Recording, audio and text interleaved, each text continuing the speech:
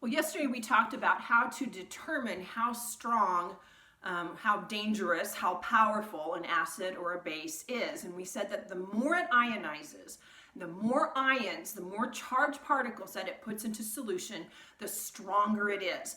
And in addition to that, if you have a really strong acid or strong base, and on top of that you make it concentrated, then it becomes even more dangerous or even more powerful.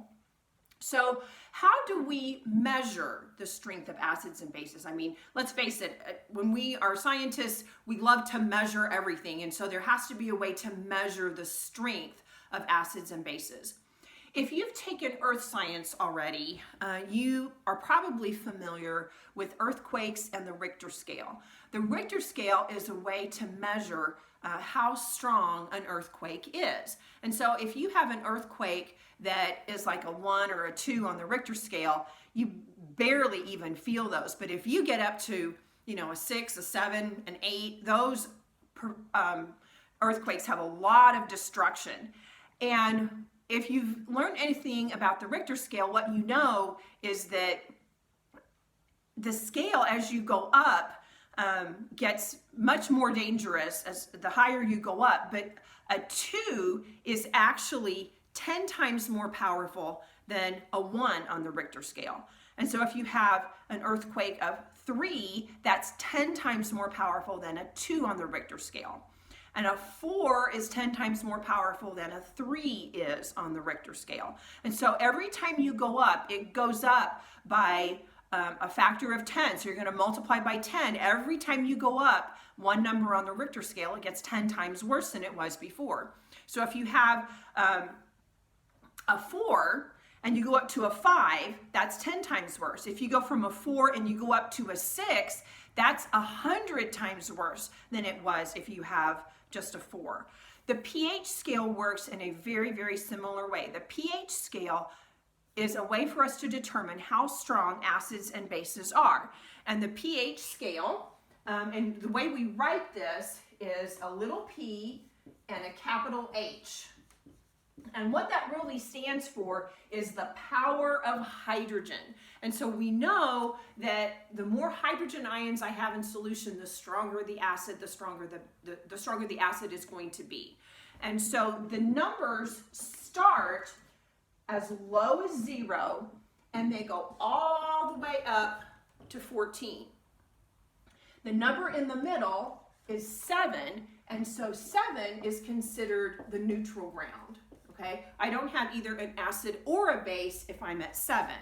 But as I work my way down, 6, 5, 4, 3, 2, 1, 0.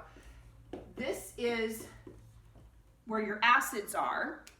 And then on the other side, as I go up, 8, 9, 10, 11, 12, 13, 14, this end of the scale is where your bases are. And so the closer you are to 7, the closer to neutral you actually are. So if I have something that, and I tell you it is a 10 on the pH scale, is that an acid or a base? Well, hopefully you said it's a base because it's on the high end of the pH scale. If I tell you that something is a 2, is that an acid or a base? It's an acid because it's down on this end of the scale. How about if I told you it's a 6? Yep, that's an acid too, because again, it's going to be on the low end of the pH scale. So if I'm down here on this end, what this means is that I have a very high concentration of hydrogen ions. Okay, and remember also that those hydrogen ions will react with water, and so sometimes you will see people also say hydrogen ions, or we could also talk about a high concentration of hydronium ions. Either way you talk about it, it basically means the same thing. If I have a high concentration of these, then I have an acid. On the other end, I have a low concentration. Now you may be going, hang on there just a second, Mrs. Thompson. I thought you said that when a base ionizes, it gives us hydroxide ions. And it does give us hydroxide ions. But what is true is that whenever we put acids and bases into water, water is always breaking apart into hydrogen ions and hydroxide ions. And so when it breaks apart, there's always a few hydrogen ions in solution, but if I have a base, there just aren't very many. So here, down on the basic end, I am going to have a low concentration of hydrogen ions. Okay, so you're always going to have hydrogen ions and hydroxide ions too, as far as that goes in solution, but it's like a teeter-totter. If your hydrogen ions go up, your hydroxide ions are going to go down. If your hydroxide ions go up, your hydrogen ions go down. So one goes up, the other one goes down. But we tend to talk about it in terms of just the hydrogen ions. Okay, now let's talk about the strength of the different relative numbers on here. So let's say that if I have an acid that has a pH of 6 right here, how much stronger is that than this that has a pH of 5? Did I catch you in a mistake? I hope I did, because which one is actually a stronger acid, the 5 or the 6? Yeah, the 5 is actually the stronger acid. So this one is stronger. This is a stronger acid.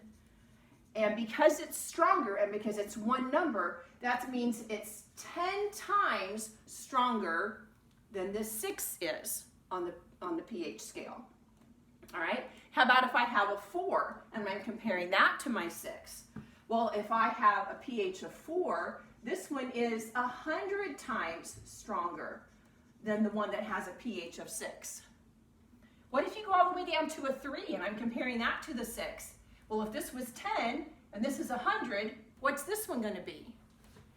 I hope you said 1,000. This one is going to be 1,000 times stronger than the pH of 6. So every time I go down a number, it becomes 10 times stronger than what it was before.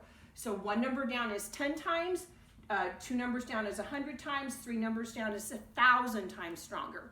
And the same thing is going to be true up here. Not only are we talking about how strong the acid is, but that's also how many more hydrogen ions it's going to have. So that means that a pH of 5 has 10 times more hydrogen ions than that of a pH of 6. A solution with a pH of 4 has 100 times more hydrogen ions than a pH of 6 does. Okay, so every time you go down, it goes up by a factor of 10. If you look at the scale on the bottom of pages 230 and 231 in your book, you'll see the pH scale here. And you'll see, just like I have it on the board, you'll see that 0 is on the left and the 14 is on the right, just like I have it on the board, just like we've been talking about. And they will show you some different things along this pH scale to show you some examples of some of these different things that have pHs that we're talking about. So if you're looking at battery acid, you're looking down at less than a pH of 1, so that's really, really strong. If I remember correctly, the pH of your stomach acid has a pH of about 2, so it's really strong as well. If you're talking tomatoes, that's in between a 4 and a 5. So some of these acids are much, much stronger than others, but they're still acids as long as they're below 7. Also, if you look at the other side, you can see, and there you see they use the word alkaline where I use the word base. Remember, those two words are interchangeable. And so you can see just a vast variety of different types of things that are on that basic scale. They've got everything from eggs all the way down to ammonia and bleach and things like that. And so you can get some ideas there of some different examples of everyday items that you're familiar with and the pH values that they would hold. So again, the thing to remember about the pH scale, the lower the number, the higher the concentration of hydrogen ions. Okay? If you have a pH below 7, it's an acid. If you have a pH above 7, you're going to have a base.